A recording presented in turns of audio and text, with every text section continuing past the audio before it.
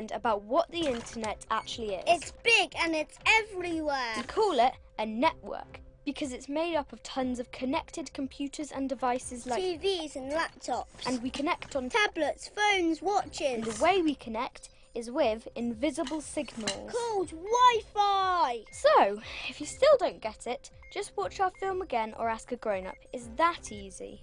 Stay smart. Stay safe. Stay kind. Wah!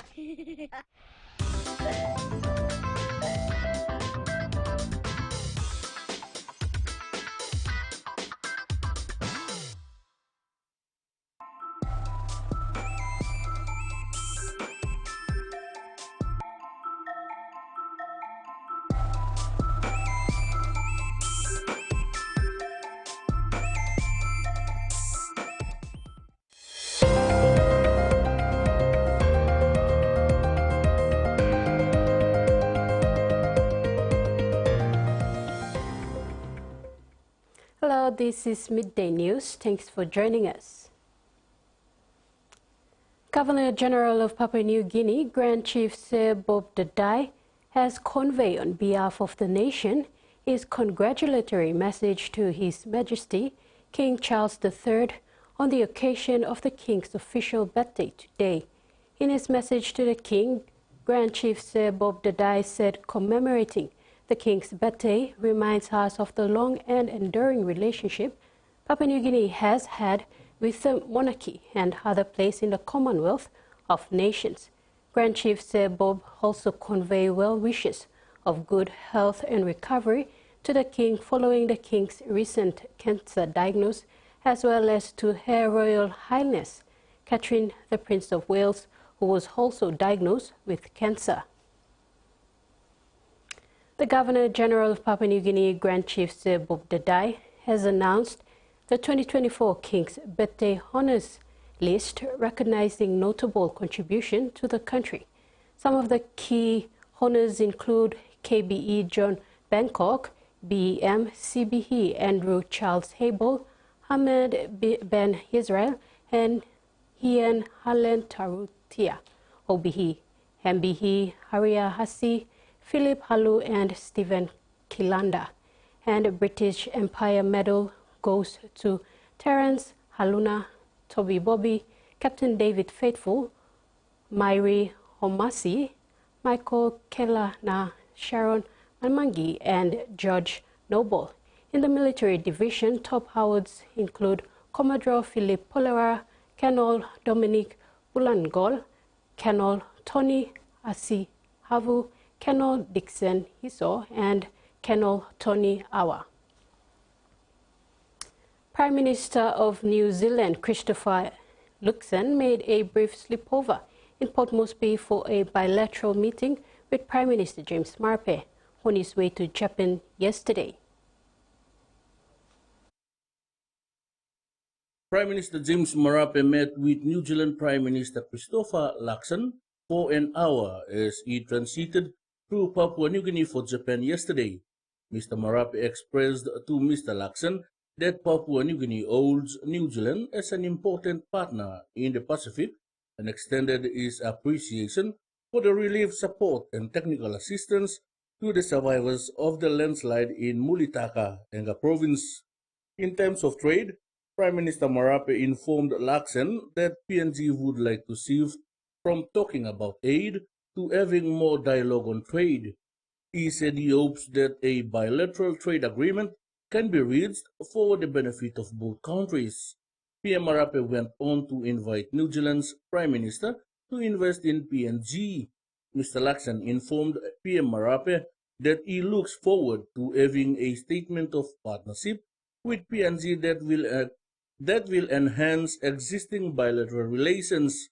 Luxon added that he looks forward to having more conversations on the matters discussed on the margins of the Pacific Islands Forum this year. He said a business delegation from New Zealand will be visiting PNG next week. Freddie Moe, TVWAN News. Public servants nationwide will take an extra day off on Tuesday, June 18th, to assist with the national census. The National Executive Council, in its decision number 61/2024, approved June 18 as a no-work day for the public servants only. A joint circular was issued to all heads of agencies and all public servants on June 12 to advise of the decision for them to provide support for the national census. The census will take place from Monday, June 17th to Sunday, June 30th. Under the theme, "Be Counted, No One Left Behind." The National Census 2024 went live at midday, 12 a.m. Prime Minister James Marape, when officially making the announcement in a press conference on Sunday afternoon, urged Papua New Guineans to remain in their main residence for the smooth flow of the census exercise. The Prime Minister's household survey and census also took place last night in Port Moresby. All data collected will be uploaded to a cloud database and will be displayed on a dashboard at the National Statistics Office. This dashboard will show real-time data, which will be collected by 22,000 volunteers from the public servants around the country. The census is expected to run until September 2024. 2011 statistics is out of date by almost 13 years. The last strong census, in my view, was the 2001. And so we just need to, this one will not just be the 6 questions asked. The 6 questions are foundational and questions that we inputted, but as we get to know the demographics, the population, then we will continue to overlay with key other information that we want to collect to study, understand fully our country, and especially our people, where they are, what they're doing, and later on we'll interface with a lot of attributes of census expansion, of products that will branch out from these baseline data collections. Today is a very important day for Papua New Guinea. As you understand, this is the single biggest event in the country where men, women, and even children, even foreigners who are in this country, will be all registered. So it's much bigger than any other event we've done. It's a single event we do once a decade, and we are at that time in our country calendar now that we've reached the 10-year period, and then we need to collect the data. So I want. While the Australian government has hailed the Chinese Premier's 4-day visit to Australia as an important milestone, the visit has also served as a reminder of ongoing tensions between the countries and the economic leverage China possesses. I think we're going to see a fairly interesting bit of symbolism, because the Premier is going to sit down for a lunch with the Foreign Minister and the Trade Minister and some of Australia's top winemakers at a very well-known Adelaide wine space. Now, that is very deliberately done. The Australian government and the Chinese government are signalling that both sides see value in the trade relationship. Of course, wine was one of those exports from Australia which was targeted by China at the nadir of the relationship, but China has this year lifted those tariffs as expected, and wine is now flowing back into the Chinese market. Not at the rates it was back in around 2019 or so, but still it's a welcome relief for an industry that was really hurt by those sanctions. So the Australian government wants to signal here that there's value in engaging with China because we're not hit with the same coercive trade measures, but there's also the corollary of that, which is it's a reminder of the fact that China is willing to use its economic might as leverage when it has disagreements with countries like Australia. So in that sense, it's simultaneously a signal of a hopefully more agreeable future, but also a reminder of the way that China is increasingly coercive and assertive in its diplomacy and in its approach to global affairs. So I think that will be an underlying theme of the Premier's visit over the next 2 or 3 days. And I don't think China really does believe in the end that all differences can simply be shelved. What China wants to say when it says something like that is that it would like to put these disagreements to one side. It would like Australia ideally to be much more quiet, if not silent, on some of these issues where we disagree, in order to basically pursue mutually beneficial beneficial trade relationships. But of course, that is not how Australia sees it. Australia is increasingly worried about many of the things that China has been doing, whether that's espionage in Australia, cyber attacks on Australia, the fact that a number of Australians have been locked up in China, including Dr. Yang Henjun, who's still facing a suspended death sentence, the fact that Australia and China are now engaged in some really tense encounters in places like the Yellow Sea and the South China Sea, where we've seen the Australian and Chinese militaries bump up against one another in recent years. There's a long, long list, and a lot of this just stems from the fact that China and Australia have radically different views about the regional order and how it should work and China's place in that regional order.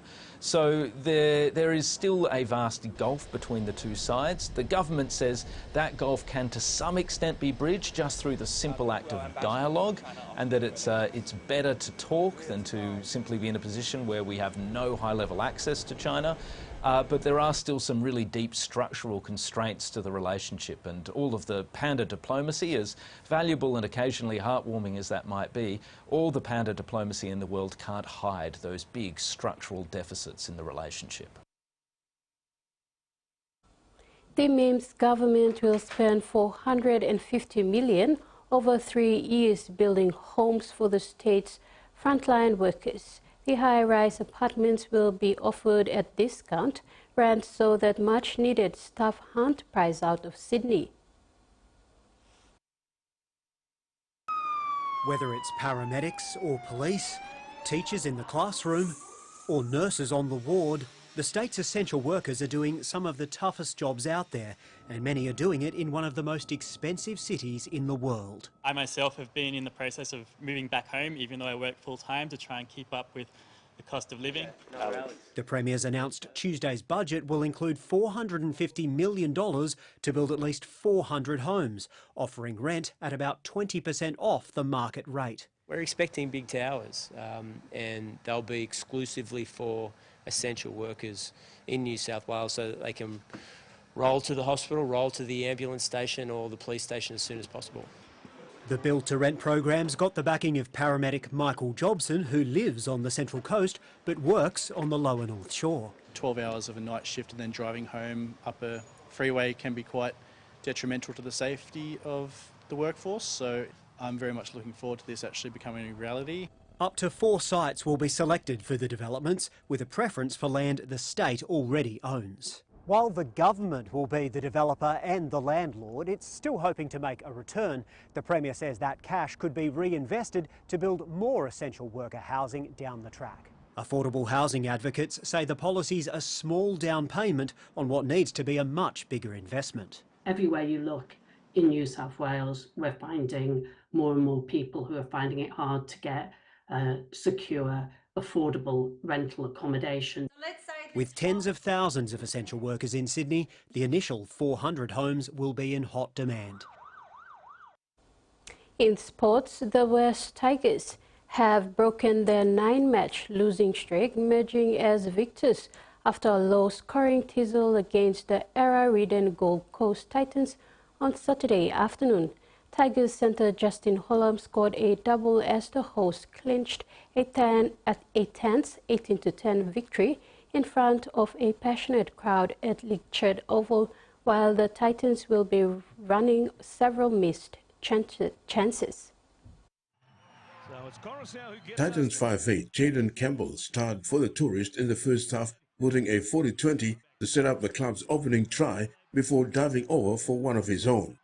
With the Tigers kept within touching distance of Gold Coast heading into the break, with the Titans leading by 4 points at half-time.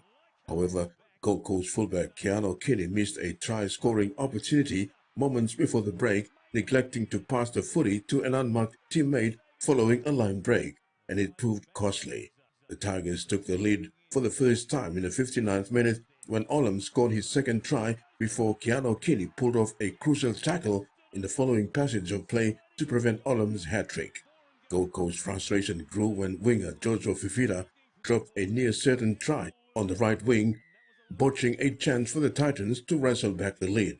However, the result was put beyond doubt in the 76th minute when Whanua Pole collected a grabber kick from captain Episai Korisau and scored the Tigers' third try near the six. To rub the salt into the wounds, the Titans were denied a late try in the 79th minute following an intervention from the bunker.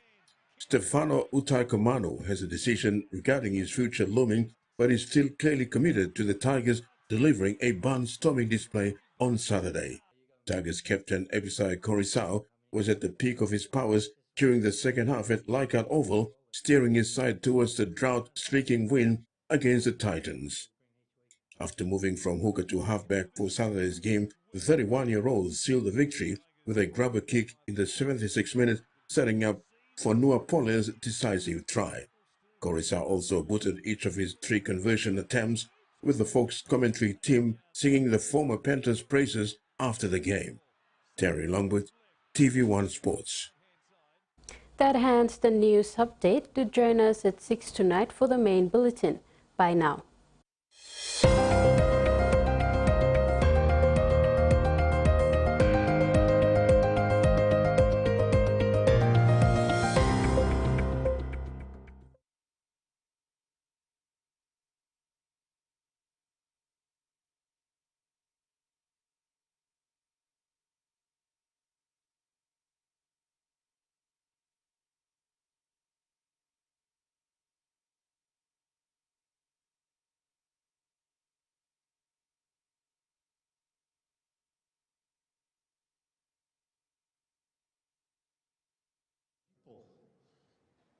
And so it was all of us as the people to regenerate